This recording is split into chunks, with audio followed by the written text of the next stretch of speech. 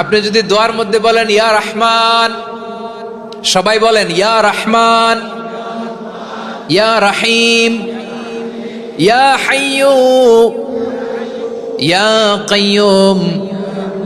আল্লাহর চমৎকার নামগুলো ধরে ধরে যদি আল্লাহর কাছে ফরিয়াদ করেন, আল্লাহর নামগুলো ডাকেন, আপনার দোয়া মুহূর্তেই কবুল করবে কে?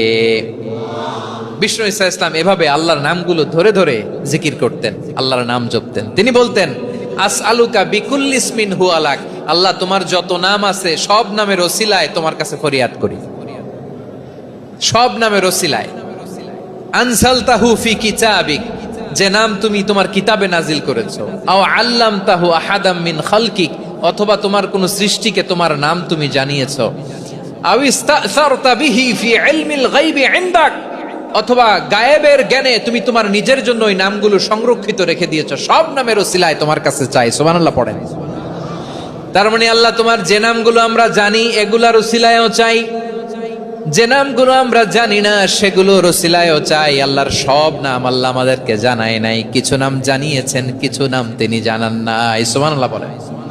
আল্লাহ তাআলা তার কিছু নাম কোরআনে উল্লেখ করেছেন, কিছু নাম স্পেশাল কিছু নবীদেরকে জানিয়েছেন, আর কাউকে জানান নাই। কিছু নাম তিনি কিয়ামতের দিন আমাদের সামনে প্রকাশ করবেন যে এইটাও আমার একটা নাম, এটা তোমরা কেউ জানতা না। সুবহানাল্লাহ, সারপ্রাইজ হিসেবে আল্লাহ তাআলা রেখে দিয়েছেন, কেউ জানে না।